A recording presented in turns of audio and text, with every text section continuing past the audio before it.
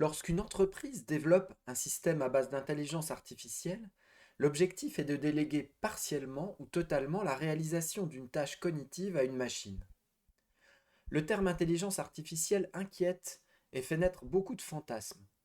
En réalité, on dispose déjà tous des intuitions qui permettent de réfléchir sur les opportunités et les risques de ce type de projet, puisqu'on délègue des tâches tous les jours.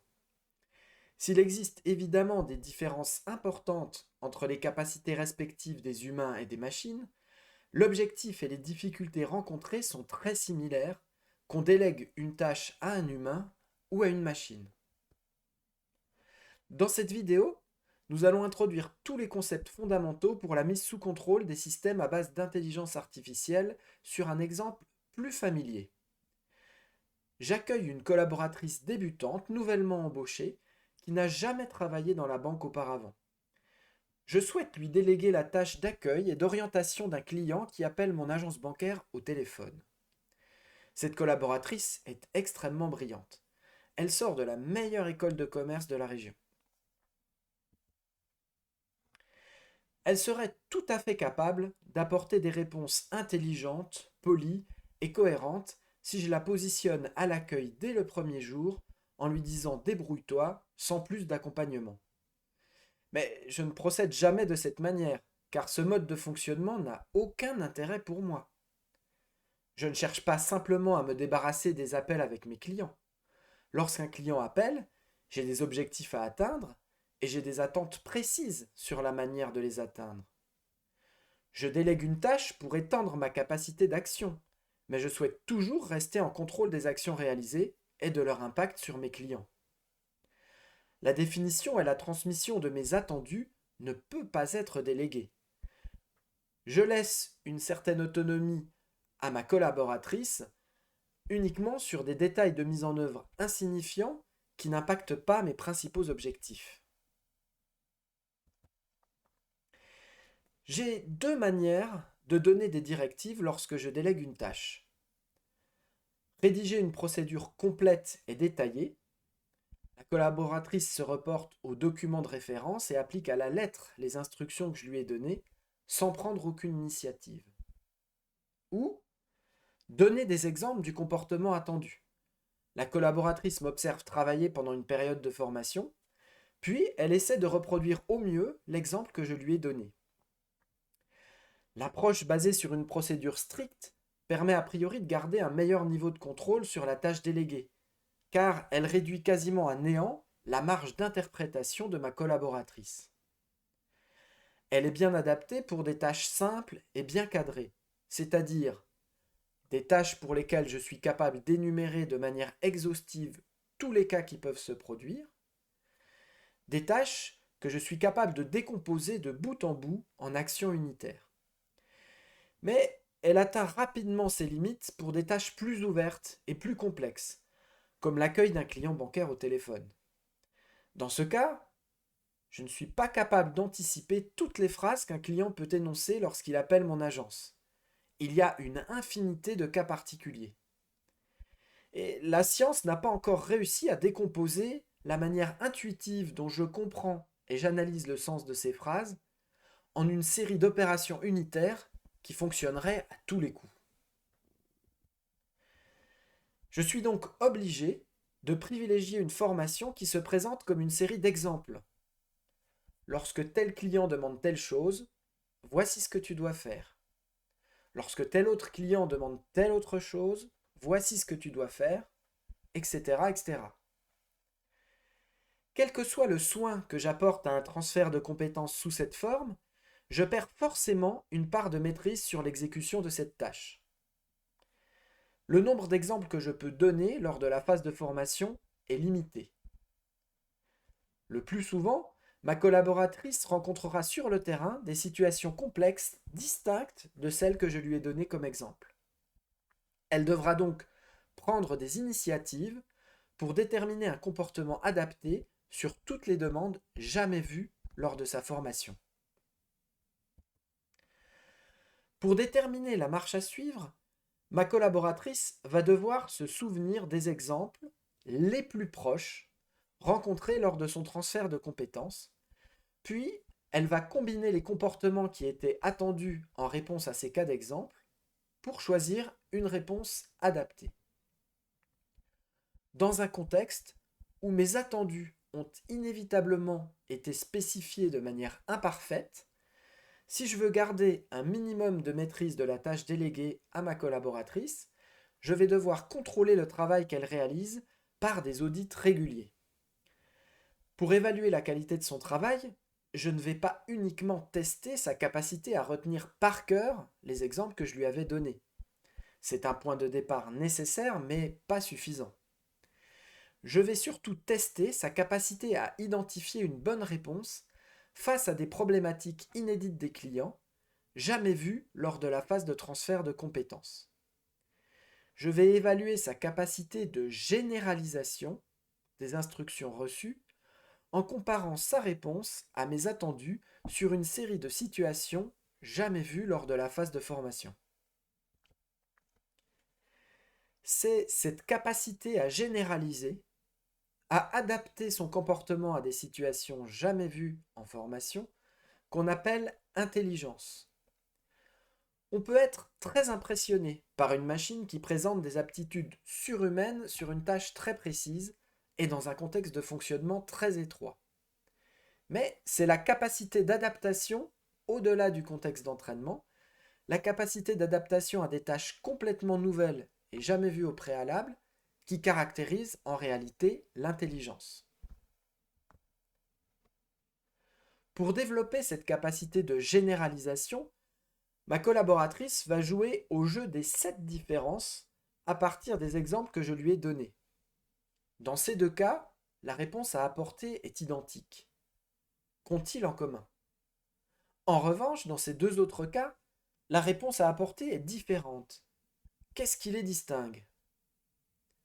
Son moteur interne de recherche d'analogie entre exemples se met en marche automatiquement et il va s'appuyer sur les similarités et les différences entre les situations vues en phase de formation pour identifier les caractéristiques importantes des clients qui permettent de choisir une réponse adaptée.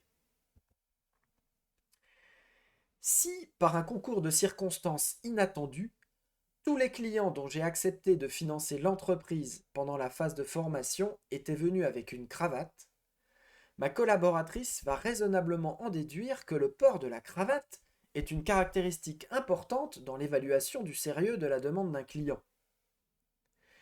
Quel que soit le soin que j'apporte à la sélection des situations présentées à ma collaboratrice pendant sa phase de formation, à cause de ce mécanisme de recherche d'analogie très puissant qui lui permet de se créer une représentation interne efficace des demandes clients, il est quasiment impossible d'éviter qu'elle établisse des raccourcis abusifs.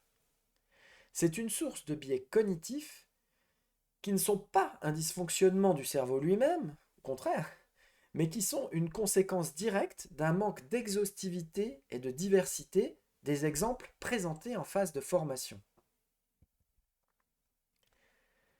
Si je constate ainsi des réponses inadaptées, la principale solution pour améliorer les performances de ma collaboratrice consiste à lui donner des cas d'exemple supplémentaires pour compléter sa formation.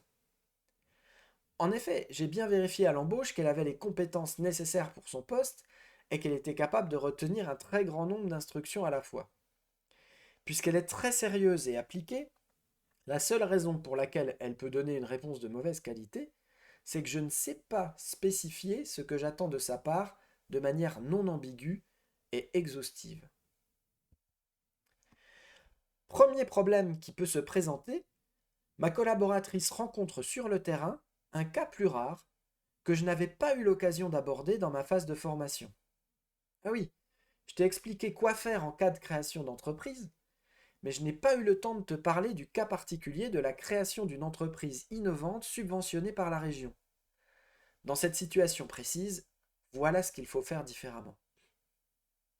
Encore une fois, je pourrais laisser ma collaboratrice inventer de toutes pièces une réponse à ce cas particulier, mais ça n'a pas d'intérêt. Je veux qu'elle apporte la réponse précise que j'ai décidée pour ce cas. Deuxième problème, ma collaboratrice a établi des raccourcis abusifs dans sa compréhension personnelle du comportement attendu, parce que mes exemples de formation n'étaient pas suffisamment variés. Attention, le port de la cravate ne devrait pas influer sur ton choix. Voici 3 exemples de cas dans lesquels des créateurs d'entreprises qui ne portaient pas de cravate ont rencontré un grand succès. Ce problème est difficile à anticiper, car ni moi ni ma collaboratrice ne pouvons complètement analyser la représentation interne qu'elle s'est créée pour répondre aux demandes des clients. Troisième problème, l'entreprise et le monde continuent à évoluer après la phase de formation. Il faut que je révise et que je remette à jour quasiment quotidiennement les exemples d'attendus que je lui ai donnés, car les demandes des clients et les réponses à leur apporter changent en permanence. Nouveauté, le gouvernement a décidé de simplifier la création d'entreprises. Voici désormais les informations à collecter et le parcours allégé à suivre. Pour cette raison au moins, la formation de ma collaboratrice sur la tâche qu'elle doit réaliser n'est jamais terminée. C'est une discipline d'amélioration continue plutôt qu'une destination qu'on atteint. À l'issue de cette réflexion, je comprends qu'il faudra un certain temps d'accumulation d'expérience avant que ma collaboratrice puisse devenir réellement performante. C'est le temps nécessaire pour que je précise petit à petit mes attendus sur tous les cas particuliers auxquels je n'avais pas pensé pendant la phase de formation.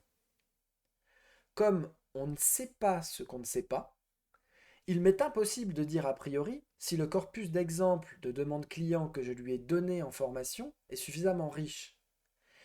J'y ai ajouté avec un grand soin tous les cas auxquels j'ai pensé, mais par définition, il y a une infinité de cas possibles sur le terrain. Je pourrais mesurer ma progression dans la spécification de la tâche complexe à réaliser en comptant chaque semaine le nombre de cas imprévus qui se présentent à ma collaboratrice. Au fil de temps, ce nombre de cas imprévus doit se réduire, puis se stabiliser à un niveau faible sans jamais pouvoir être nul. On parle de courbe d'apprentissage. Je comprends aussi que je dois mettre ma collaboratrice face à des clients en conditions réelles pour qu'elle progresse réellement. Un travail en chambre restera toujours limité car la variété des cas examinés n'est jamais suffisante. Par conséquent, je vais devoir mettre face à mes clients une collaboratrice dont je ne sais pas vraiment mesurer la performance a priori. Comment minimiser les risques associés, surtout dans la phase de démarrage? Première mesure, je vais limiter le niveau de délégation donné à ma nouvelle collaboratrice. Elle ne pourra réaliser dans un premier temps que des opérations non risquées et sur de faibles montants. Deuxième mesure, je vais mettre en place un suivi rapproché de ses actions, peut-être en lui adjoignant un binôme plus expérimenté dans un premier temps, pour pouvoir compléter au plus vite les instructions qui lui sont données. Troisième mesure, je vais être transparent vis-à-vis de mes clients. Je vais mettre un badge en formation à ma collaboratrice pour positionner leurs attentes au bon niveau et pour les mettre en garde. Quatrième mesure, je vais mettre en place une procédure facilement accessible d'escalade pour mes clients. S'ils ne sont pas satisfaits de la réponse de la collaboratrice en formation, ils ne restent pas sans solution. Ils peuvent toujours contacter son supérieur pour débloquer la situation. En revanche, je ne vais pas exiger que ma nouvelle collaboratrice soit parfaite, qu'elle n'ait aucun biais a priori et qu'elle sache traiter un nombre de cas infini avant de commencer à travailler. C'est évidemment un objectif impossible à réaliser et à garantir en pratique. On ne sait pas ce qu'on ne sait pas. Ceci étant dit, ma nouvelle collaboratrice est très brillante et elle va progresser très vite. N'y a-t-il pas un risque qu'elle dévie de l'objectif que je lui ai donné pour maximiser son intérêt plutôt que le mien? Par exemple, si je lui donne comme objectif de répondre à un maximum d'appels, elle peut simplement dire bonjour, au revoir au client avant de raccrocher. et elle maximisera ainsi le nombre d'appels traités dans un temps imparti. Ou, si je lui donne comme objectif de vendre un maximum de produits, elle va appeler les clients toutes les heures pour leur proposer des produits dont ils n'ont pas besoin, maximisant peut-être ses ventes à court terme, mais faisant fuir les clients à long terme. Il faut donc bien réfléchir au préalable à l'objectif qui lui est fixé et le formuler sous forme d'un équilibre entre plusieurs indicateurs complémentaires. Alors que je l'avais embauchée pour une tâche précise, n'y a-t-il pas un risque qu'elle prenne progressivement le pouvoir, qu'elle élimine un à un tous les collaborateurs de l'entreprise pour finir par me remplacer? Ah, non, à chaque instant, cette collaboratrice n'aura que les moyens d'action que je choisis de lui donner accès dans l'entreprise et vis-à-vis de la société. À moi de les doser prudemment pour ne pas lui permettre d'avoir un impact qui me serait préjudiciable. En résumé, pour déléguer une tâche cognitive à une machine de manière contrôlée, il faut spécifier le comportement attendu de manière aussi complète que possible par l'intermédiaire d'un ensemble d'exemples d'entraînement. Il faut également être très attentif à l'objectif d'optimisation qu'on affecte à la machine. Il faut éviter de définir une métrique de succès unique et privilégier une combinaison d'indicateurs distincts qui s'équilibrent. On mesure ensuite les performances de la machine à travers sa capacité à généraliser les instructions reçues à l'entraînement pour produire des réponses pertinentes en conditions réelles sur des situations jamais vues au préalable. La machine développe cette capacité de généralisation en identifiant des analogies entre les exemples d'entraînement. Si ces exemples d'entraînement ne sont pas suffisamment variés, elle peut être victime de raccourcis malheureux dans l'identification des caractéristiques discriminantes. Pour augmenter la capacité de généralisation de la machine, il faut donc progressivement étendre le périmètre des exemples donnés pour couvrir des cas plus rares auxquels on n'avait pas pensé initialement, augmenter la diversité et la variété des exemples d'entraînement pour éviter les raccourcis erronés, prendre en compte l'évolution du contexte de fonctionnement du système par une amélioration continue. Cette montée en progressive des performances ne peut se faire qu'en conditions réelles, car on ne sait pas ce qu'on ne sait pas lors de la phase d'entraînement.